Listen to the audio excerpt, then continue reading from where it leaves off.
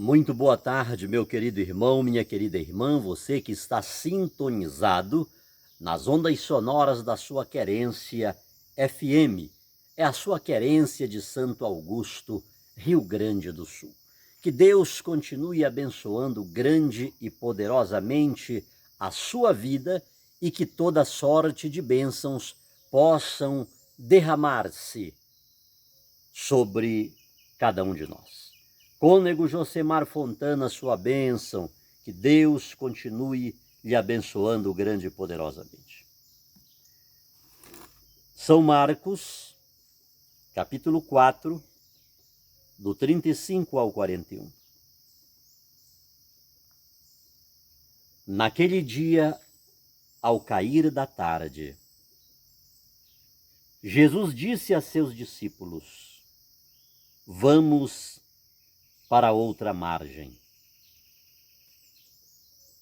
Eles despediram a multidão e levaram Jesus consigo, assim como estava na barca. Havia ainda outras barcas com ele. Começou a soprar uma ventania muito forte e as ondas se levantavam dentro da barca, de modo que a barca já começava a se encher.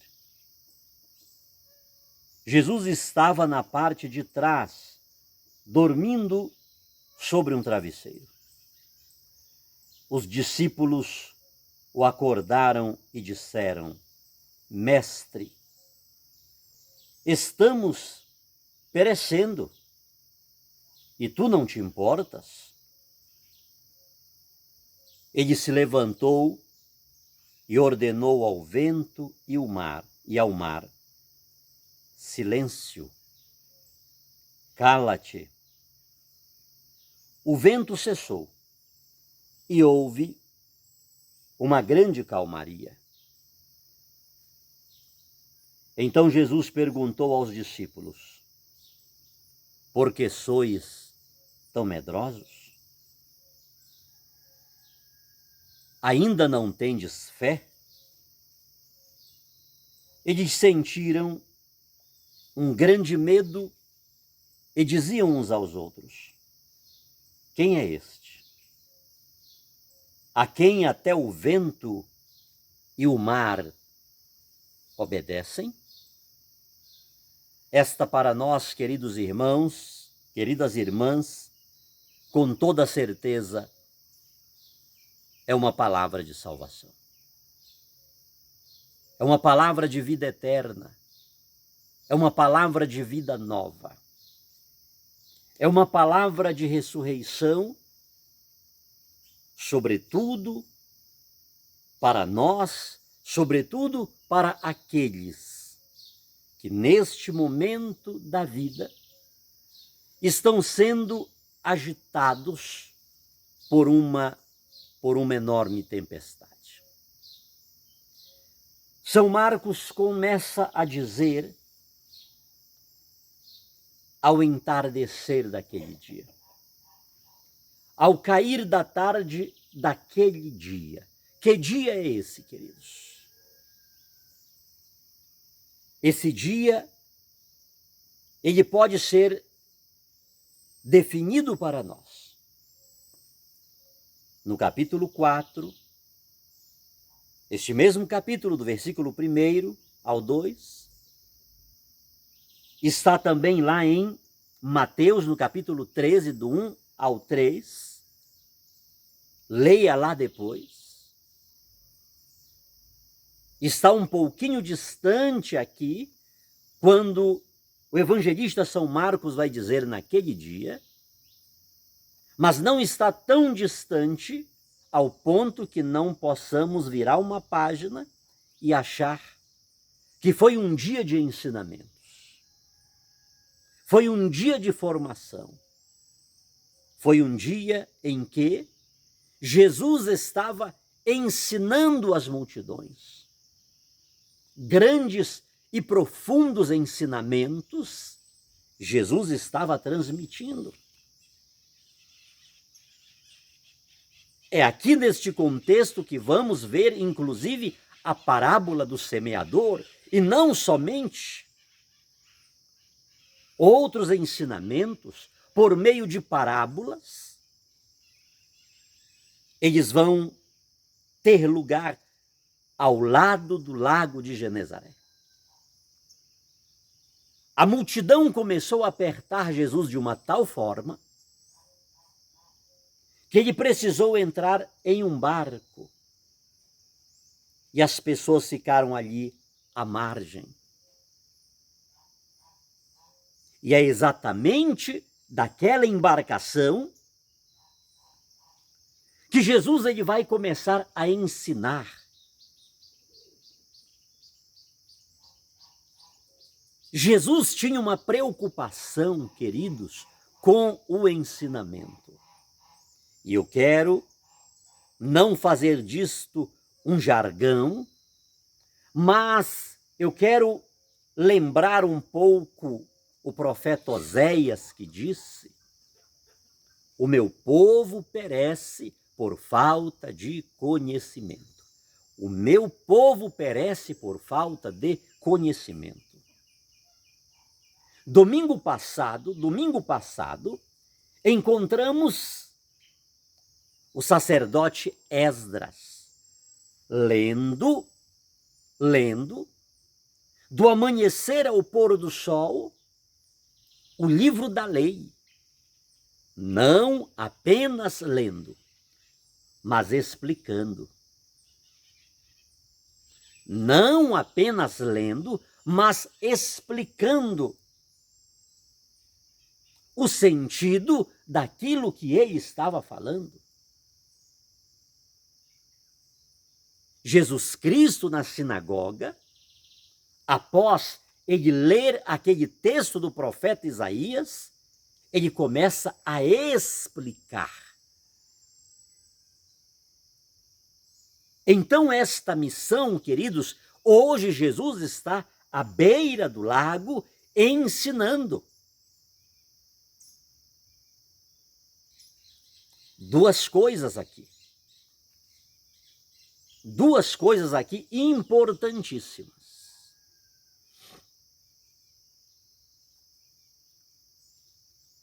É preciso que haja quem ensine de maneira sólida, de maneira sóbria. E é preciso que queiramos aprender. Não adianta ter quem ensine se eu não quero aprender. E se eu quero aprender e não tem quem me ensine, a lacuna, o vazio continuará. E é exatamente, queridos irmãos, por sinal, o evangelho de domingo passado, ele se compõe de duas partes do evangelho de São Lucas, e logo a primeira parte, já falei isto aqui algumas vezes, né? São Lucas, ele vai fazer uma acurada investigação com as testemunhas, junto às testemunhas oculares dos fatos, para que ele possa escrever a sua mensagem. Ele faz um trabalho de campo, ele faz um trabalho investigativo. De certo modo, ele faz um trabalho jornalístico acurado, minucioso. E ele faz aquilo para que ele possa compor a sua obra, para que Teófilo, o amigo de Deus, tenha o conhecimento da solidez daquilo que ele está transmitindo. Então, queridos irmãos e irmãs, estamos vivendo num contexto, o contexto das coisas rápidas, das coisas meteóricas. Não queremos nos dar o trabalho, nós queremos frases prontas, frases que massageiam o nosso ego, frases que nos emocionam. Queremos ser levados a dimensões sentimentais. E muitas das vezes queremos que esses sentimentos que afloram diante de determinadas frases de efeito, queremos que eles sejam a expressão da verdade. Queremos que eles sejam a expressão do mover do Espírito. Queremos que esses sentimentos sejam manifestações claras de um alguém que está submerso no oceano de Deus. Queridos irmãos, queridas irmãs, eu não estou aqui para subtrair a emoção de ninguém. Eu não estou aqui para subtrair os sentimentos de ninguém. Mas esses sentimentos,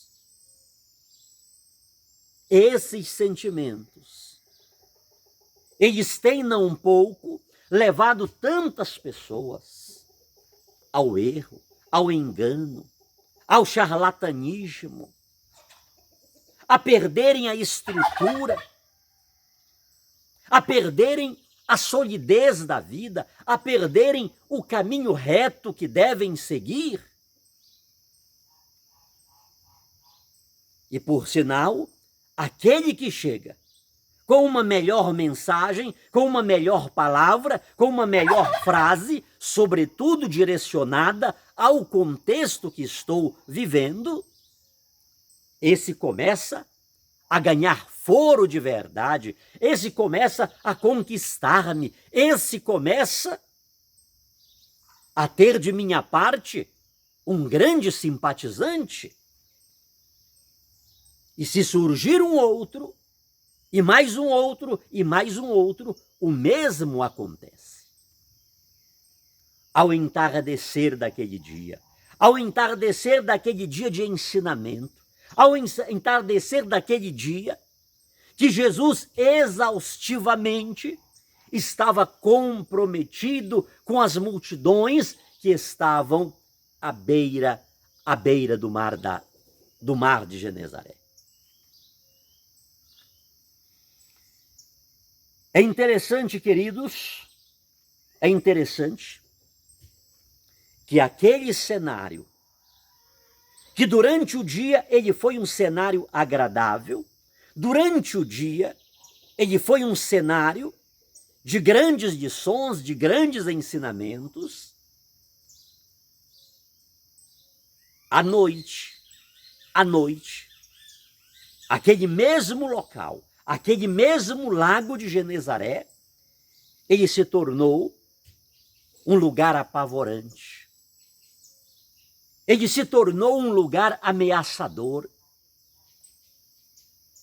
Ele tornou-se um lugar, um ambiente que dizia não à paz, que dizia não à calmaria, que dizia não ao ensinamento, que dizia não à instrução. Ou seja, é naquela hora, analise depois a parábola do semeador, apenas esta parábola. Não precisa entrar nas outras parábolas curtas, bem pequenas, que Jesus ensinava. Mas observe o que é a parábola do semeador. Quem é que rouba a semente? A semente da fé, a semente da esperança, a semente da credibilidade. Jesus tinha durante o dia falado sobre essa parábola. E agora à noite, Satanás, de alguma forma, havia subtraído, havia roubado, como aquelas aves que foram e comeram as sementes que estavam na superfície. Satanás estava tirando do coração dos discípulos de Jesus a fé. Estava tirando a confiança. estava tirando a convicção que eles estavam na embarcação de Jesus Cristo. Satanás havia roubado, queridos, aquela preciosa semente que Jesus havia semeado não apenas no coração das multidões, mas também e sobretudo dos seus discípulos que andavam com ele, que caminhavam com ele, que faziam missão junto com Jesus Cristo. Eles agora estavam apavorados. Eles agora estavam atônitos, eles agora estavam perplexos, até porque, de alguma forma, a presença de Jesus ali não estava significando muita coisa. Por quê? Porque Jesus estava na popa da embarcação, na parte de trás. Porque Jesus estava dormindo sobre um travesseiro. Observe isto, queridos. Para quem dorme até em pé, imagine agora estar sobre um travesseiro.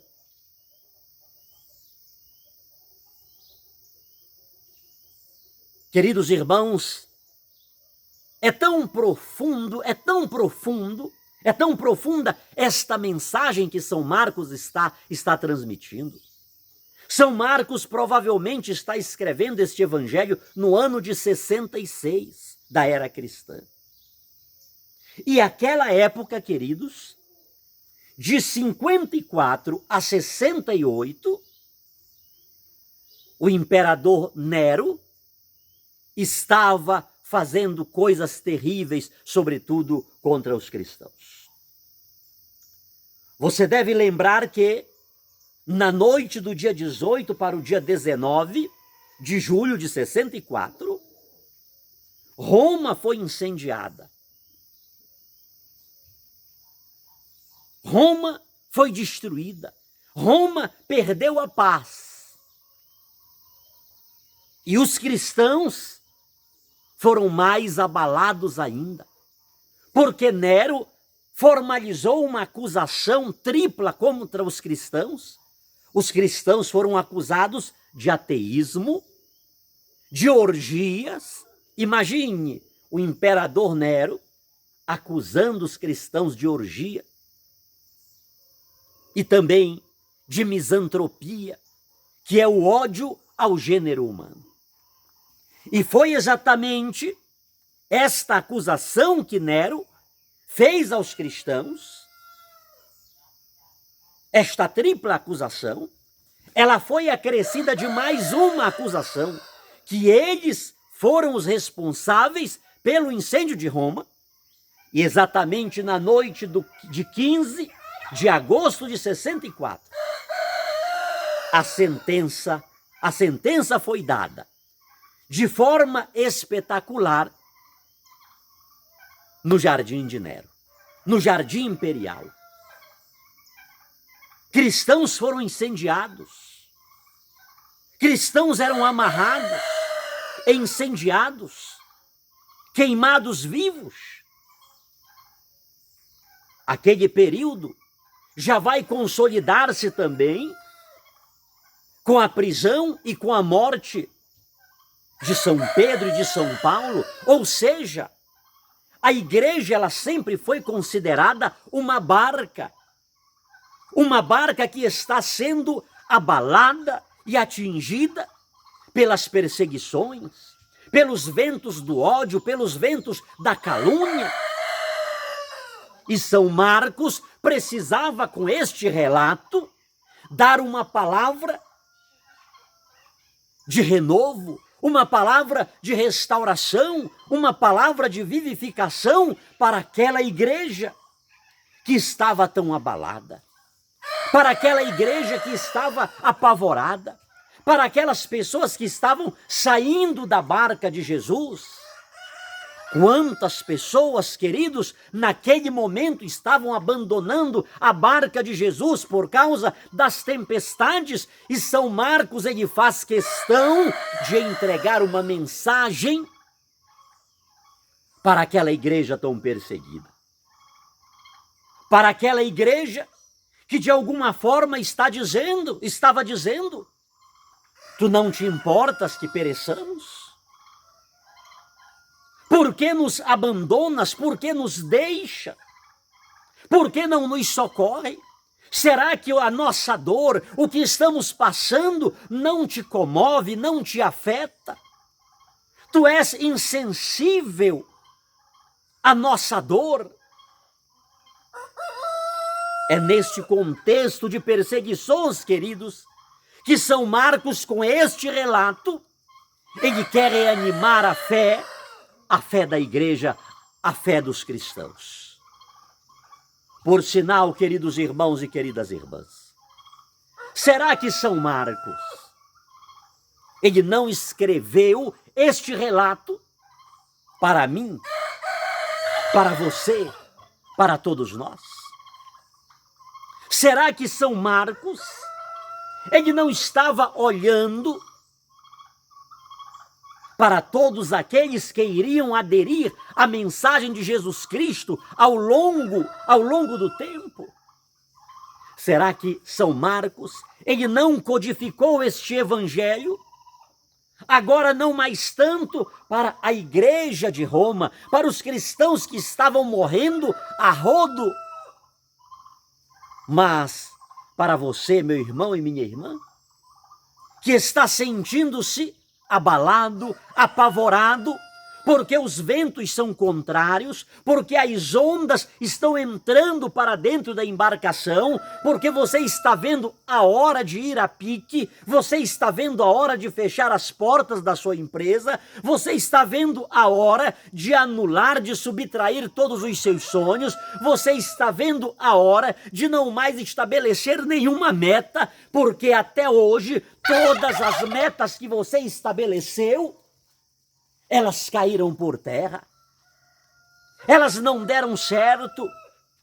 É mais um concurso missionário, é mais um vestibular, e é tanto estudo, é tanta luta, é tanto investimento, é tanta dedicação, mas tudo que até agora me cerca são as derrotas.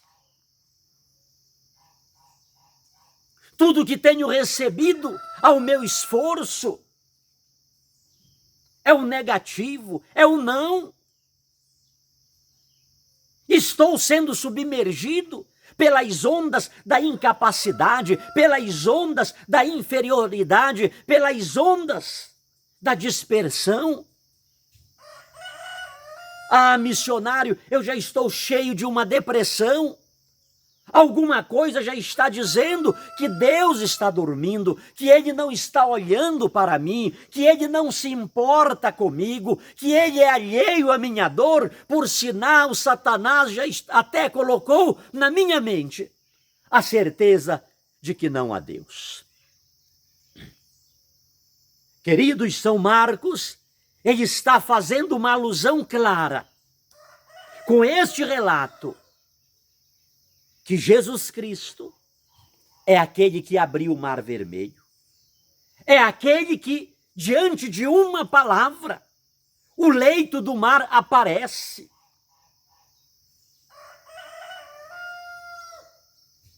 São Marcos está dizendo que Jesus, que está na embarcação, é aquele mesmo que criou os céus e a terra, é aquele que abriu o Mar Vermelho para o seu povo passar para outra margem e não ser exterminado pelo exército de Faraó.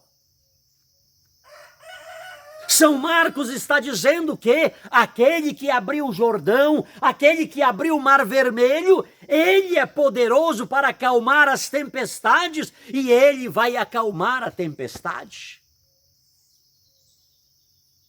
Satanás quer que eu pense que estou sozinho, que Deus não escuta as minhas preces, que Ele não se importa comigo. É isto que Satanás quer que eu determine. Ele quer que eu faça esta profissão de fé. Não esqueça, queridos, não esqueça que o nosso Deus, Ele não dorme nem dormita. Nós pensamos que Ele está dormindo sobre um travesseiro. Nós pensamos que ele está alheio à nossa dor, mas ele está contemplando cada detalhe da nossa vida. Ele está contemplando cada detalhe, cada circunstância adversa da nossa vida. Ele está contemplando as dimensões trágicas da nossa existência. E não tenha dúvida que hoje é um dia propício para que ele diga a esta tempestade: cala-te. Hoje é um dia propício para ele dizer a este turbilhão que nos cerca: acalma-te. E não esqueça que esta mesma palavra de Jesus, silêncio, cala-te, é a mesma palavra que ele vai dizer para os demônios: cala-te, cala-te, silêncio. Gostaria, meu irmão e minha irmã, que neste instante você tomasse posse desta palavra, que todos nós tomemos posse desta palavra, porque o mar, por mais encapelado e enfurecido que esteja, por mais que uma legião de demônios que estejam agora vindo sobre mim e sobre ti, neste instante eles são obrigados a escutar a voz de Jesus que diz: cala-te, acalma-te. Pelo poder do nome de Jesus, pela intercessão de Maria Santíssima, desça sobre todos nós a bênção deste Deus Todo-Poderoso, que é Pai, Filho e Espírito Santo.